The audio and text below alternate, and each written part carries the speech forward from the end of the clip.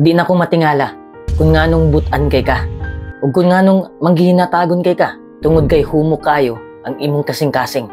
Pero ang gusto lang bitaw na akong i-advise sa imo, uban nilang pod og saktong panghuna-huna ang imong kabuutan. I mean, dapat kabalo ka kung kanus-a ka mohatag, kung unsa imong ihatag ug kung kinsa ang imong hatagan para di ka mahubsan. Kay kung sobraan man gud ka kabutan o ka manggihinatagon, i-take advantage na sa ubang tao. Pero ako gaingon ha, nga ay nagpanghatag. Kay di po na maayo. When I say hatag, dili pasabot nga kwarta lang na. Apil na diri ang imong oras ug atensyon. Mao nang timan nga kung wa kay boundaries, ikaw ang mag-antos sa ulahi. Nga naman, kay kung mahubsan na ka, wa nay tawo ang mutabang nimo. Mao nang dapat balanse ang imong kabutan para di na i-take advantage sa mga tao. Ang nakapait pa jud kung sobra na kang kabutan, kaya mga taong toxic na ang musulod sa imong kinabuhi. Naapoy uban nga magpatabang bisag kaya naman nila.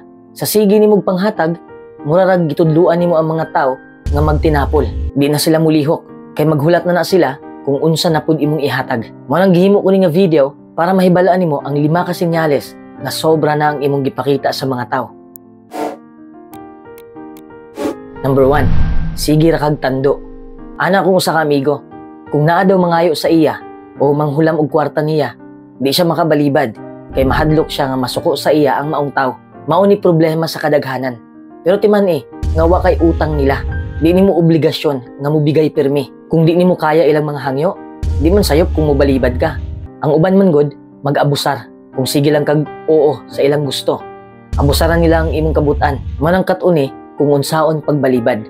Bisag suod pa na nimong higala, di pasabot nga buhaton na nimo iyang mga hangyo. Kung tinuod nimo silang higala, masabtan kanila kung mudili ka. You are not required to do anything that makes you feel uncomfortable or takes too much trouble. Number 2, wa na kay oras sa imong kaugalingon.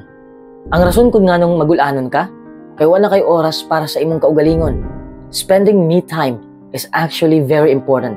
Bisag 15 minutes lang, mugaan imong pamati kung imong atimanon imong kaugalingon. Ang trahedya sa kalibutan, kay di man ang kamatayon.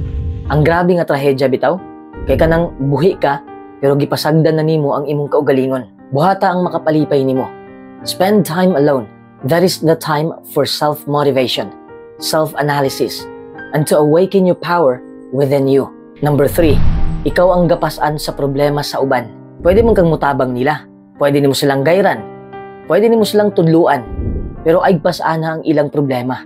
Pasagdi sila nga mulihok aron sila makakaton. Sa tinuod lang, naman pud kay problema, di ba?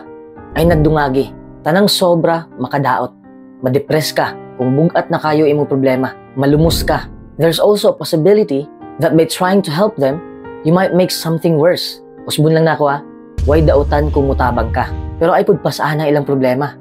Focus on solving your problems first. Number 4, di na ka malipayon. Kung nabati na bitaw nimo nga di na ka malipayon sa imong kinabuhi o di na ka malipayon sa imong ginabuhat, usa na sa mga senyales nga sobra na ang paghatag nimo sa imong kaugalingon. Wa na kay gibilin. Tuguti pod ang natural nga tuyok sa kinabuhi. Unsa akong pasabot ana? Kung muhatag ka, dapat mudawat pod ka.